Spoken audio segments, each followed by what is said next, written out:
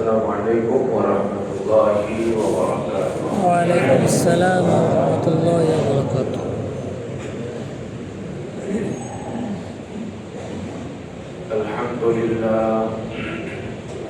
Alhamdulillah nahmaduhu wa nasta'inuhu wa nastaghfiruhu wa nu'minu bihi wa natawakkalu alayhi ونعوذ بالله من شرور أنفسنا ومن سيئات أعمالنا من يهده الله فلا مضل له ومن يضلله فلا هادي له ونشهد أن لا إله إلا الله وحده لا شريك له ونشهد أن سيدنا ومولانا محمدا عبده ورسوله صلى الله تعالى عليه وعلى آله وأصحابه وبارك وسلم تسليما كثيرا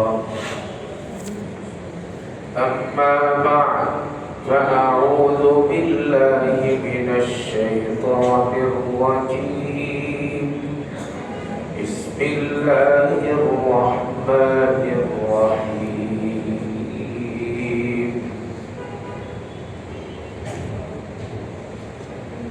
وتلك الجنة التي أورثتموها بما كنتم تعملون لكم فيها فاكهة كثيرة منها تأكلون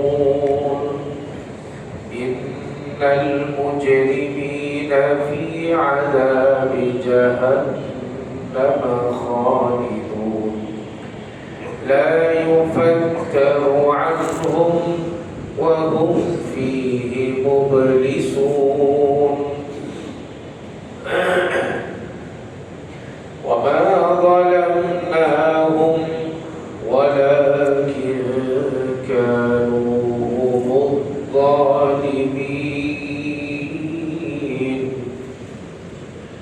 إن المجرمين في عذاب جهنم خالدون لا يفتر عنهم وهم فيه مبلسون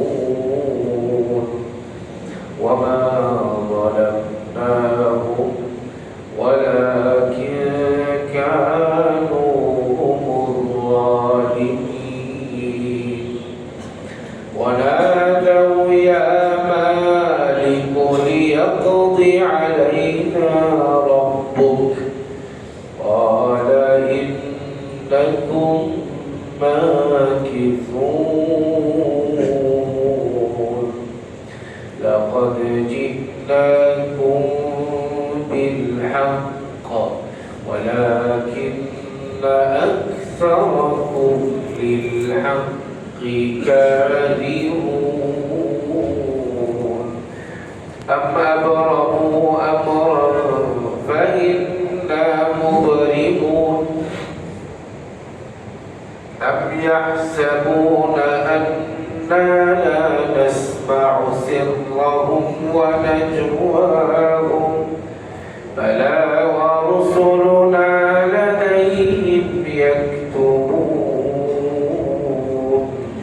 قل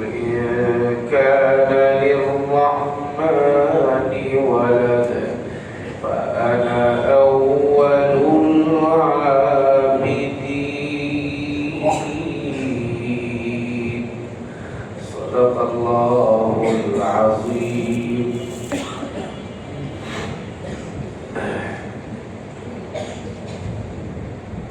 درشري قولي اللهم صل على محمد وعلى آل محمد كما صليت على إبراهيم وعلى آل إبراهيم إنك حميد مجيد اللهم بارك على محمد وعلى آل محمد كما باركت على إبراهيم وعلى آل إبراهيم إنك حميد مجيد اللهم صل وسلم وبارك عليه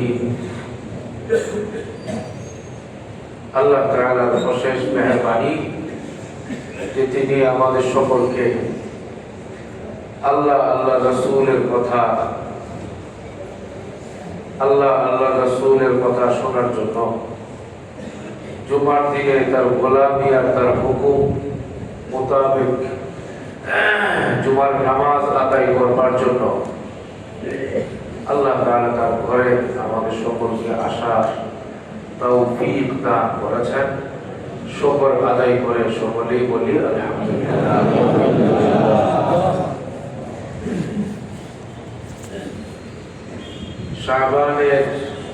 শাবানুল মুআজ্জমের দ্বিতীয় সপ্তাহ চলছে, দ্বিতীয় জুমা লাইলাতুন নিসফি মিন শাবান মাসের মধ্যরাত্রি হলো আগামী কিবার মঙ্গলবার। আগামী মঙ্গলবারে হইল শবে বরাত।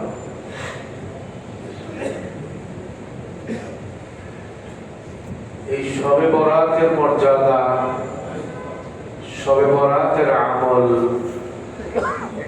শবে বরাতের রাতের বেলার কার্যক্রম, এই বিষয় নিয়ে দেশের মধ্যে এখন তুমুল দ্বন্দ্ব। ফেসবুক, ইউটিউব, নেট দুনিয়ায় এখন এই বিষয় নিয়ে বিভিন্ন রকমের ফতোয়া, একটা জটিল ফতোয়া প্রচার করা হয়, যেটা এদেশের মুসলমানদের মধ্যে প্রশ্ন তৈরি করে।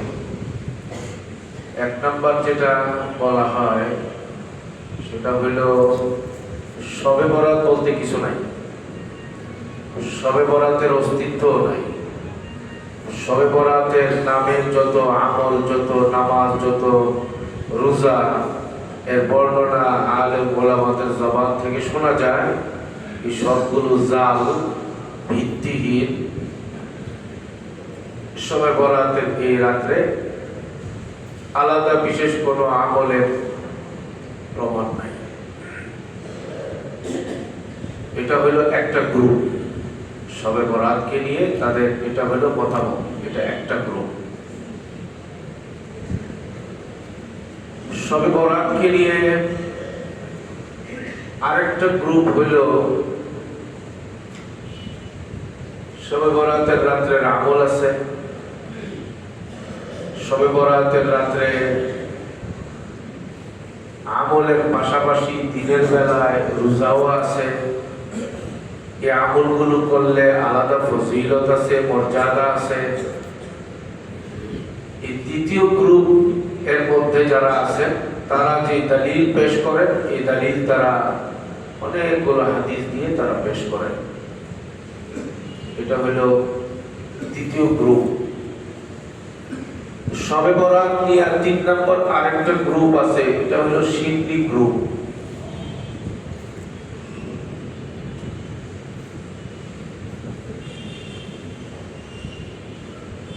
শবে বরাতকে নিয়ে আরেকটা গ্রুপ হলো শিরকি গ্রুপ। এরা শবে বরাত উপলক্ষে মসজিদকে লাল নীল বাতি দিয়ে সাজাবে, গেট লাগাবে, বিশাল বয়ানের আয়োজন করবে।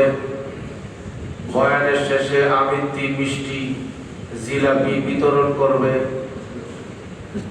পায়েস, ফিরনি। এটা হইল শহরে, আর গ্রামে হইল সিন্নি। এগুলো করে করে ঘরে ঘরে বিতরণ করবে। এটা হইল শবে বরাত। এইভাবে 3টা গ্রুপ বাংলাদেশে চাঙ্গা। এই 3 গ্রুপের মধ্যে একটা গ্রুপ তো বলেই দিছে শবে বরাত বলতে কিছুই নাই। শবে বরাতে যারা আমল করে এই আমলের কোনো ভিত্তি নাই।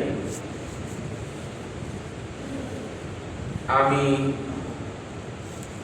মৌখিকভাবে শুধু ফতোয়া দিলেও আমি পারতাম। আমি মনে করি যে শুধু ফতোয়ার উপরে আমি সীমাবদ্ধ না থাকি। আমি কিতাব খুলে আমি পড়ে পড়ে আপনাদের সামনে পেশ করব, যেহেতু বিষয়টা নিয়ে অনেক রকমের হইচই আছে। এগুলো অনেক আগের থেকে হয়েছে এইরকম না। গত কয়েক বছর যাবত যখন থেকে ইউটিউব এবং ফেসবুক ইত্যাদি নাড়াচাড়া বেশি হয়েছে, তখন থেকেই এই ধরনের বিভিন্ন রকমের কথাবার্তা সামনে আসতেছে। এই জন্য আমি আপনাদের সামনে তিরমিজি শরীফের একটা হাদিস পেশ করি, লম্বা। عن عائشة رضي الله تعالى عنها হযরত আম্মা জান আয়েশা রাদিয়াল্লাহু তাআলা আনহা থেকে বর্ণিত, قالت তিনি বলেন, فقدت رسول الله صلى الله عليه وسلم ليلة আমি একদিন রাতের বেলায় নবীজিকে বিছানায় আমি পাইলাম না। বিছানা থেকে নবী চলে গেলেন, নবীকে আমি হারিয়ে ফেললাম। ফাখারাজতু, নবী কোথায় গেলেন নবীকে তালাশ করবার জন্য আমি ঘর থেকে বের হলাম। ফাইযা হুয়া বিল বাকিয়া, আমি তালাশ করতে করতে গিয়ে দেখি নবীজি জান্নাতুল বাকি কবরস্থানে উনি দাঁড়ানো। ফাকালা, চেহারা ঘুরাইয়াই নবী যখন আমাকে দেখলেন, আমি আয়েশা নবীকে তালাশ করতে করতে কবরস্থান পর্যন্ত চলে গেছি, তখন নবীজি আমাকে লক্ষ্য করে বললেন, আকুনতি তাখাফিনা আইয়াহিফাল্লাহু আলাইকি ওয়া রাসূলুহু, এ আয়েশা, তোমার কি আশঙ্কা হয়েছিল নাকি যে আল্লাহ এবং আল্লাহর রাসূল তোমার উপর জুলুম করবে, তোমার হক নষ্ট করবে এই রাত্রে? আমি সেই জন্য তোমার ঘর ছেড়ে আমি চলে আসছি। কুলতু ইয়া রাসূলুল্লাহ, আম্মা জান আয়েশা বলেন, আমি আল্লাহর রাসূলকে বললাম, হে আল্লাহর রাসূল, ইন্নী যানানতু আন্নাকা আতাইতা বা'দা নিসাইক, আমি ধারণা করেছিলাম এই রাত্রে হঠাৎ করে যে আমাকে রেখে আপনি চলে গেলেন, সম্ভবত আমাকে রেখে আমার অন্য কোনো সতীনের ঘরে আপনি চলে গেছেন কিনা। এই দুশ্চিন্তা আমার মধ্যে, এই ধারণা আমার মধ্যে আসছে। ফাকালা, তখন নবীজি জবাবে বললেন, ইন্নাল্লাহ আযজা ওয়া জাল্লা ইয়ানজিলু লাইলাতান নিসফি মিন শাবান ইলা সামাঈদ দুনিয়া। আয়েশা, শোনো, আজকের এই রাত্রে তোমার ঘরে আমার থাকার কথা। আমি রাতের বেলায় ঘর থেকে বের হয়ে জান্নাতুল বাকি নামক কবরস্থানে দাঁড়িয়ে আছি। কেন জানোনি? কারণ আল্লাহ তাআলা লাইলাতুন নিসফি মিন শাবান, শাবানের মধ্যরাত্রিতে সূর্য ডোবা মাত্র প্রথম আকাশে নেমে চলে আসে। فيغفر لأكثر من عدد شعر غنم كلب। হাবিবে পাক বলেন, মদিনাতে একটা প্রসিদ্ধ গোষ্ঠী আছে, নাম হলো বনু কালব। বনু কালবের লোকেরা অতিমাত্রায় ছাগল চাষ করে, ছাগল লালন পালন করে, হাবিবে পাক বলেন ওই গোষ্ঠীর সব গরু ছাগলের গায়ে যে পরিমাণ পশম আছে, এই রাত্রে সবে বরাতে যারা আমল করবে তাদের জিন্দেগির গুনাহ যদি এর চেয়েও বেশি পরিমাণ হয় তবু আল্লাহ মাফ করে দেবে। সুবহানাল্লাহ।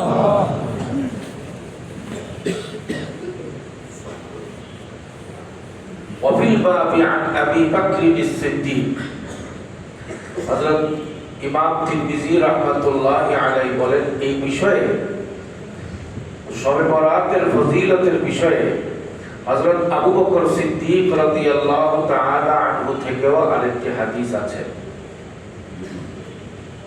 এই গেল তিরমিজি শরীফের এই হাদিস। আচ্ছা বলেন তো এই হাদিসের দ্বারা কি বোঝা যায়? শবে বরাতের রাতের কোনো অস্তিত্ব নাই, আছে এই রাত্রের আমলের কোনো ফজিলত নাই। আছে। এক, তিরমিজি শরীফের ব্যাখ্যা করেছেন অনেক আইমাই কেরাম, ব্যাখ্যা গ্রন্থ লিখেছেন, হাদিসের ব্যাখ্যা লাগে ব্যাখ্যা গ্রন্থ লিখেছেন। এর মধ্যে একটা প্রসিদ্ধ ব্যাখ্যা গ্রন্থ সারা দুনিয়ায় সমাদৃত, এর নাম হইল তুহফাতুল আহওয়াজি। তুহফাতুল আহওয়াজি কিতাবটা যিনি লিখেছেন ব্যাখ্যা গ্রন্থকারী, উনি কোন মাযহাবের অনুসারী না, উনি লা মাযহাবী, আহলে হাদিস, হানাফি, শাফি, মালিকি, হাম্বলি কোন মাযহাবই উনি মানেন না, এবং আহলে হাদিসদের উনি বিখ্যাত একজন ইমাম।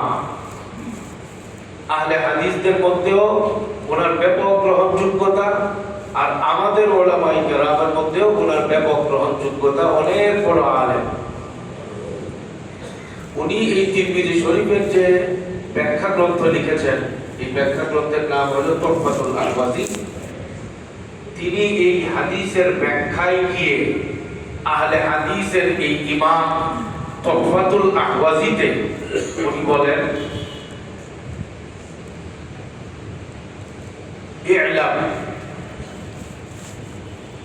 আহলে হাদিসদের ইমাম উনি বলেন ই'লাম, তুমি জানো ভালো করে, আন্নাহু ক্বাদ ওয়ারাদা ফি ফাদিলাতি লাইলাতিন নিসফি মিন শাবান ইদ্দাতু আহাদিসা মাজমুউহা ইয়াদুল্লু আলা আন্না লাহা আসলান।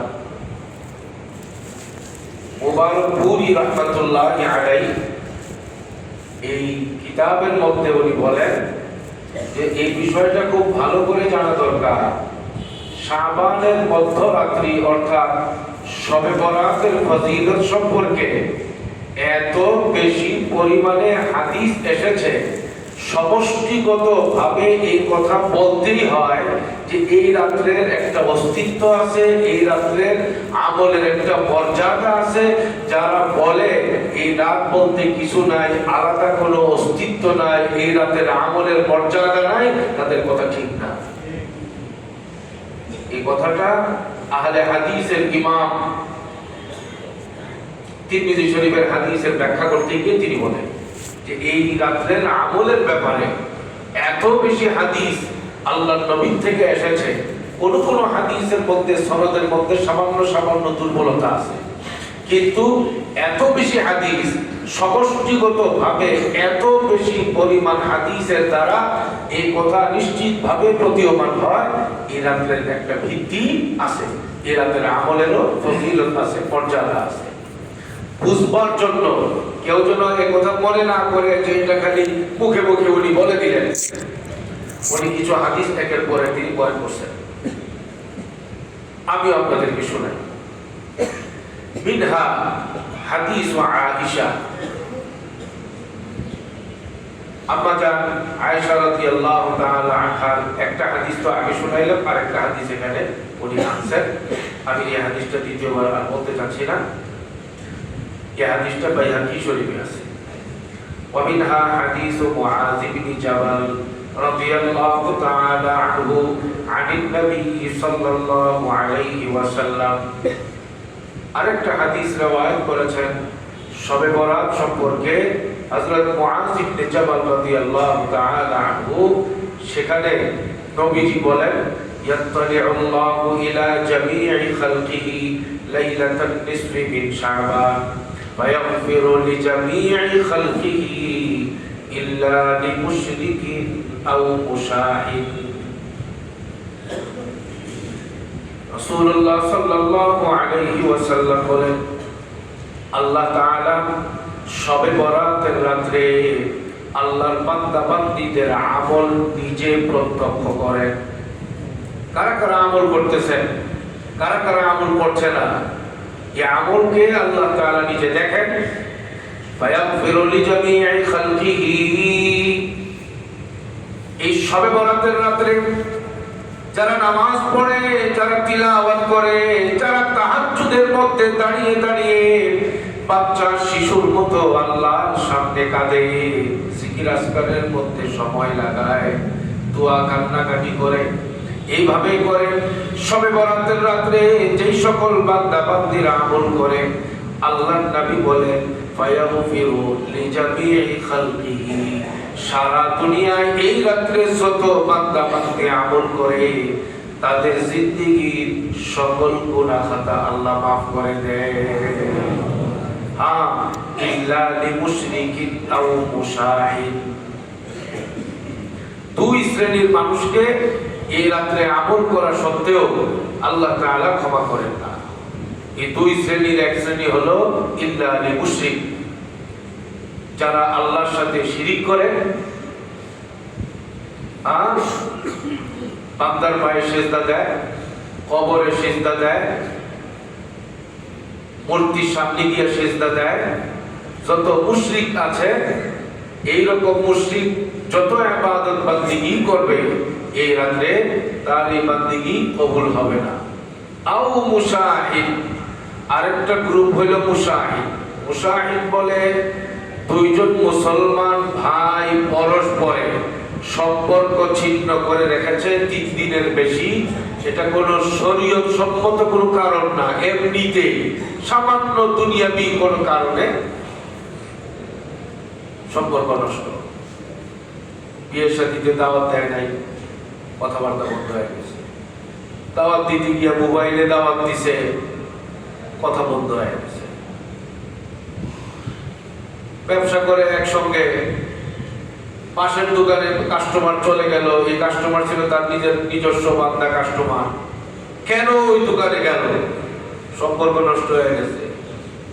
আরে ভাই, বুঝবার জন্য বলতেছি, এই জাতীয় সামান্য ঠুনকু কারণে মুসলমানের সম্পর্ক 3 দিন কেন 3 বছর পর্যন্ত কথা হয় না, একজন আরেকজনের সঙ্গে চাওয়া চাবি নাই, দেখা সাক্ষাৎ নাই, সালাম কালাম পর্যন্ত নাই, ডাক উপরা সম্পর্ক।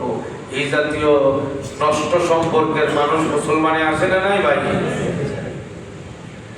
রাসূলুল্লাহ সাল্লাল্লাহু আলাইহি ওয়াসাল্লাম বলেন এই ধরনের ব্যক্তি যারা 3 দিনের বেশি সম্পর্ক নষ্ট হয়ে থাকে,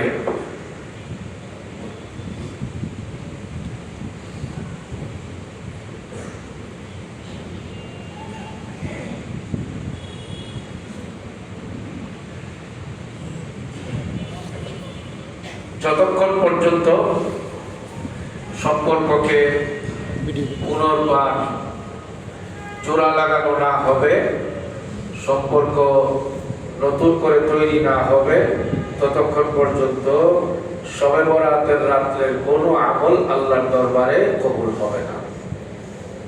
মুস্তাদরাকে হাকিমের হাদিস, রাসূলুল্লাহ সাল্লাল্লাহু আলাইহি ওয়াসাল্লাম বলেন আল্লাহ তাআলা ফেরেশতাদেরকে এই কথা বলে দেন, আনজিরু হাযাইনি হাত্তা ইয়াসতালিহা, এই দুইজনকে সময় দাও, সম্পর্ক উন্নয়ন না করা পর্যন্ত তাদের সকল আমল পেন্ডিং করে দাও, ঝুলন্ত করে দাও।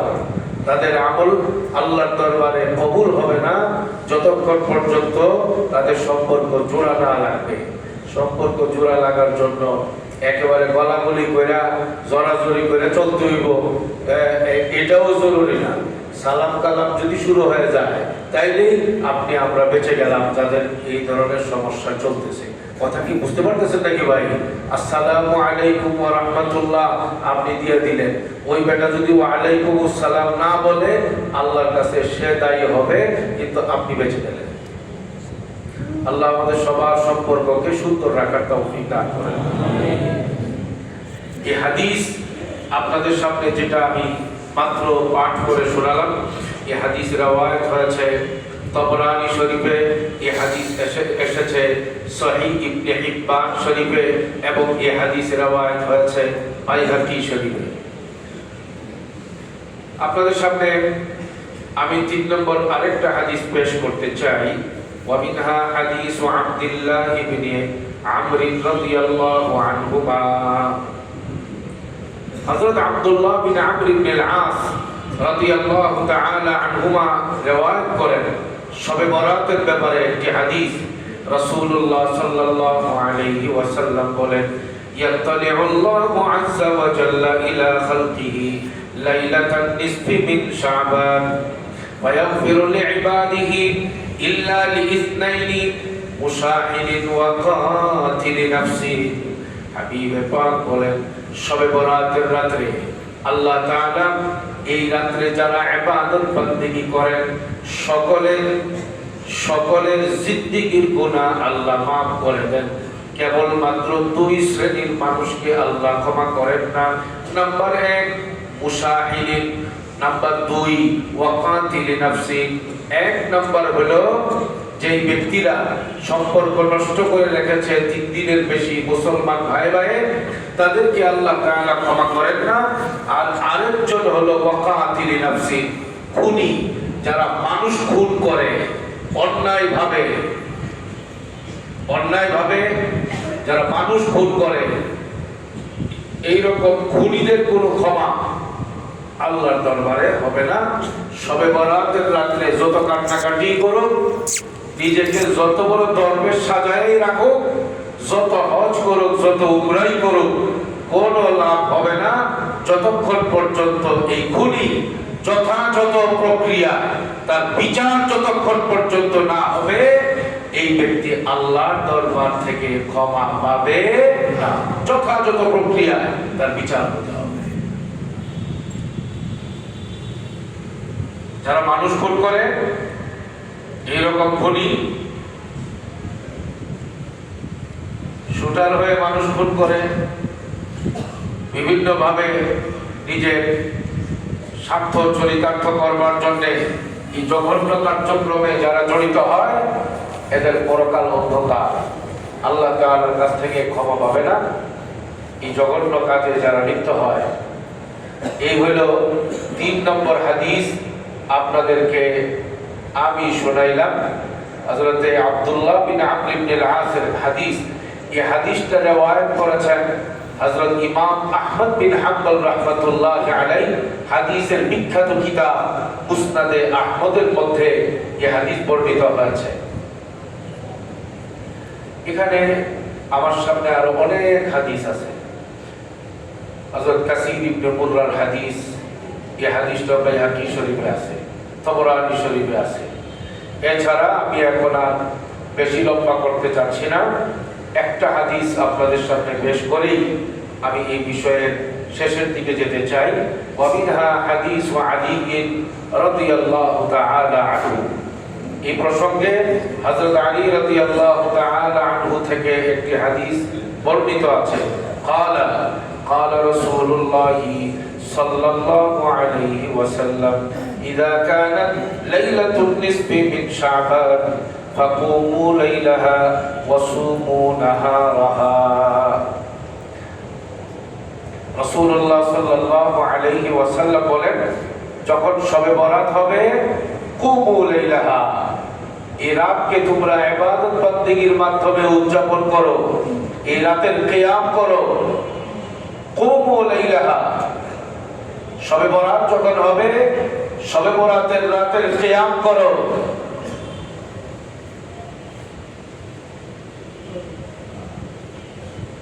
মানে কি? এই রাতের বেলায় রাত্রি জাগরণ করো।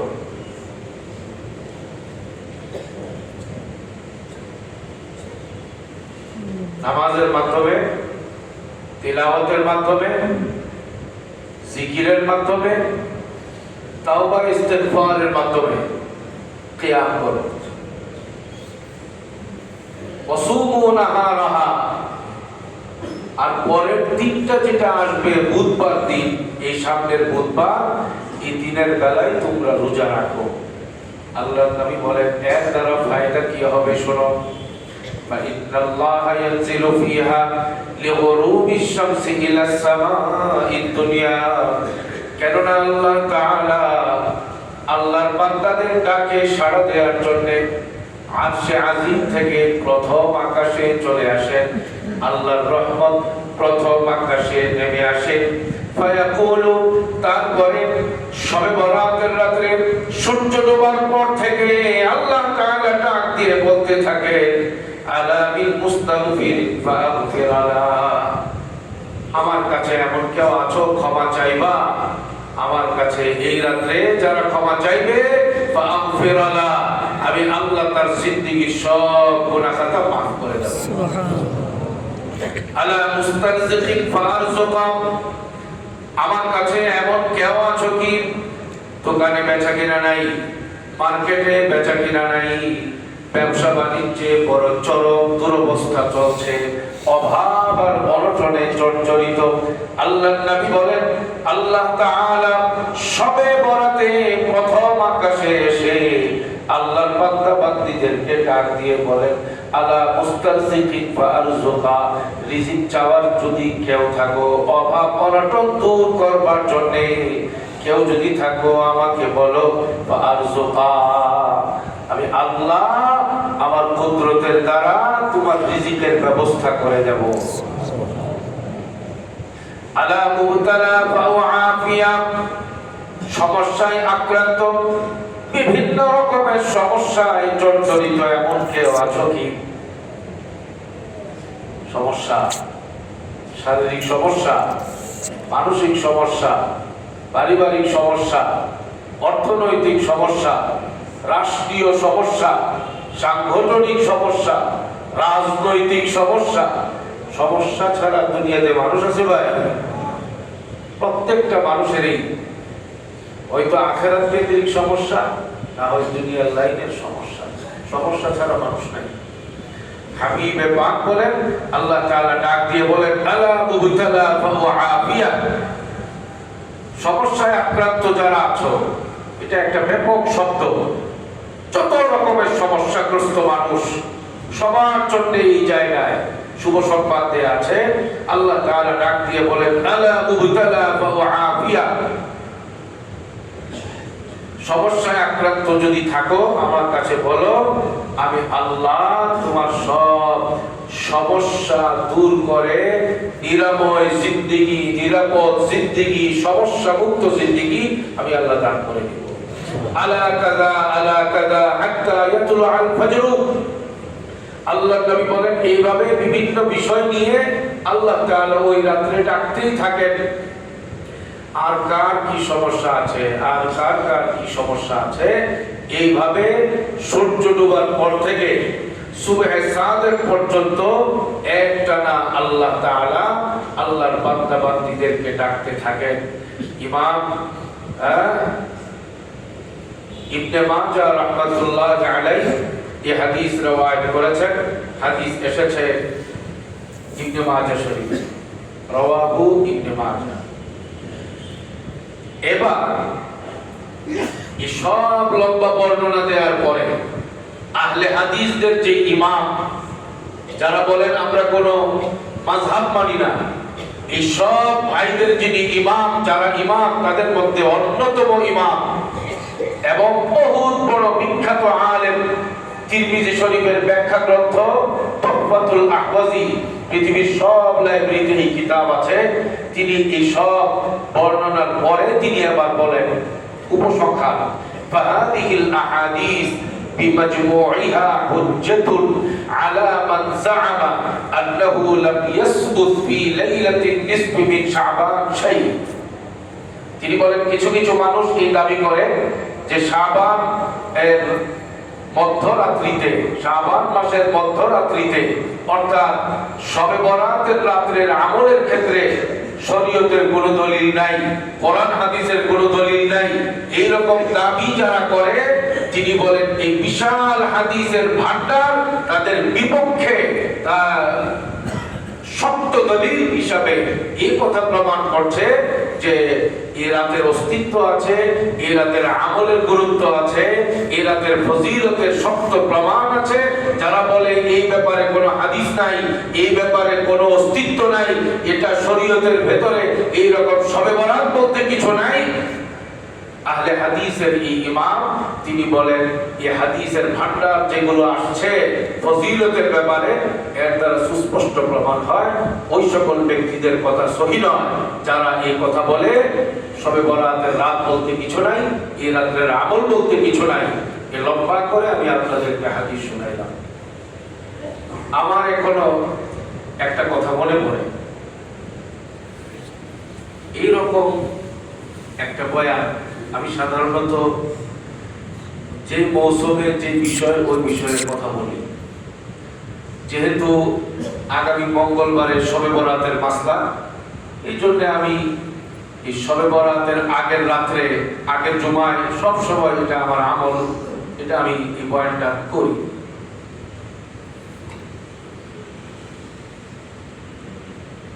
বহু বছর আগের কথা, তখন মসজিদটা হইল আমার যতটুকু মনে পড়ে টিনের, ওই সময়ের কথা বলছি। আমি এই বর্ণনা, এই ব্যাখ্যা, এই বিশ্লেষণ লম্বা করে যখন দিলাম, প্রমাণ করলাম হাদিস দিয়া। আচ্ছা আপনারা বলেন তো, এই যে লম্বা ব্যাখ্যা দিলাম এর দ্বারা কি বোঝা যায়? শবে বরাত বলতে নাই কিছু ভাই আছে। আমি এই লম্বা করে যখন আমি বর্ণনা দিলাম, আমাদের এই মসজিদের এই গুরুত্বপূর্ণ একজন ব্যক্তি এখন উনি দুনিয়ায় নাই, আল্লাহ ওনাকে জান্নাতের উঁচা মাকাম দান করেন, আমিন। উনি শেষ পর্যন্ত আরেকজন মুসল্লি ভাইকে বলছেন, আচ্ছা বলেন তো আজকে হুজুর যে বয়ানটা বললো এটা কি ঠিক হইল? বলেন তো, শবে বরাত বলতে তো কিছু নাই। উনি এই লম্বা হাদিস দিয়া এই বর্ণনা দিল এই মসজিদের, বলেন তো এই শবে বরাতের ব্যাপারে উনি যা বললো এর তো কোনো ভিত্তি নাই। হ্যাঁ, এই বিষয়টা যখন আমাদের আরেক মুরব্বীকে বলছে, ওই মুরব্বী পরে চিন্তা করলো যে আসলে ঘটনাটা কতদূর ঠিক আর বেঠিক। উনি গিয়ে বাংলাদেশের একজন শীর্ষ মুফতি, এখন উনি বেঁচে আছেন, উনাকে জিজ্ঞেস করছেন যে হুজুর শবে বরাতের ব্যাপারে আমাদের মসজিদের খতিব সাহেব তো এইরকম বয়ান করছে, এটা কি ঠিক হইল নাকি? তো তখন জবাবে উনি বললেন যে হুবহু এই বয়ান তো আমারও, হ্যাঁ হুবহু এই বয়ান তো আমারও, আমিও তো আজকে এই বয়ানই করেছি। আমি আপনাদেরকে এটা বুঝাইতে চাই যে এটা একটা চেইন, কোরআন এবং হাদিসের এটা যে একটা ধারা, এটাকে নতুন করে কেউ কিছু করলে এটা রাডারে ধরা পড়বে। বুঝবার জন্য বলি, আমার আব্বা যখন অসুস্থ, green life medical college hospital আছে গ্রিন রোডে, ওখানে আব্বাকে যখন চিকিৎসার জন্য রাখলাম অনেকদিন, আমার একজন চাচা, আমার আব্বার আপন মামাতো ভাই, উনি অনেক বড় ডাক্তার বাংলাদেশে এখনো। ওনাকে আমি বললাম, চাচা আপনি কোনো এক সময়ে যদি পারেন আব্বাকে একটু দেখেন। কোথায়? চলো এখনই যাই। গেলাম, যাওয়ার পরে উনি ফাইল টাইল সব দেখলেন, চিকিৎসাপত্র সব দেখলেন। দেখে আমার এখন ওই কথাটা মনে পড়ে, আমাকে বলতেছে চিকিৎসার লাইন মতো আছে, শব্দ এটা বললেন। কি বলছে? চিকিৎসা লাইন মতো আছে, মানে চিকিৎসার তো একটা লাইন আছে, একটা ধারা আছে। আপনি এর থেকে ডানে ভাবে স্লিপ করবেন, রোগী অসুস্থ হয়ে যাবে। চিকিৎসার একটা ধারা আছে। শরীয়তের যে আইন, শরীয়তের যে বিধিবিধান, শরীয়তের যে বাস্তবাচার, এগুলো এক ইমামের কাছে একরকম, আরেক খতিবের কাছে আরেক রকম, এক কিতাবে আরেক রকম, আরেক কিতাবে আরেক রকম, এরকম না। এটার একটা ধারা আছে। এই ধারাটা আসছে সরাসরি মুহাম্মদুর রাসূলুল্লাহ সাল্লাল্লাহু আলাইহি ওয়াসাল্লাম থেকে। কথা কি বুঝতে পারতেছেন? এটার একটা লাইন আছে, একেবারে বাংলাদেশের টেকনাফ থেকে তেতুলিয়ায় যত আলেমের কাছে যাইবেন সবে বরাতের ব্যাপারে কে দেখবেন যে ওই একই লাইনের একই ধারায় কথা বলবে। কারণ কিতাবগুলোতে সব কিতাবে এইভাবেই লেখা আছে, ফতোয়ার কিতাব, মাসালার কিতাব এবং হাদিসের কিতাব থেকে এই মাসালাগুলো এর গবেষণা করে বের করা হয়েছে। কথা কি বুঝা যাচ্ছে ভাই? এর বাইরে যখন কেউ কথা বলবে তখনই ওখানে স্লিপ করবেন তিনি। এর বাইরে গেলে ভুল সরাসরি এই ভুল সেই ভুল সমানে হয়ে যেতেছে। দেখেন না এখন কত রকমের ভুল।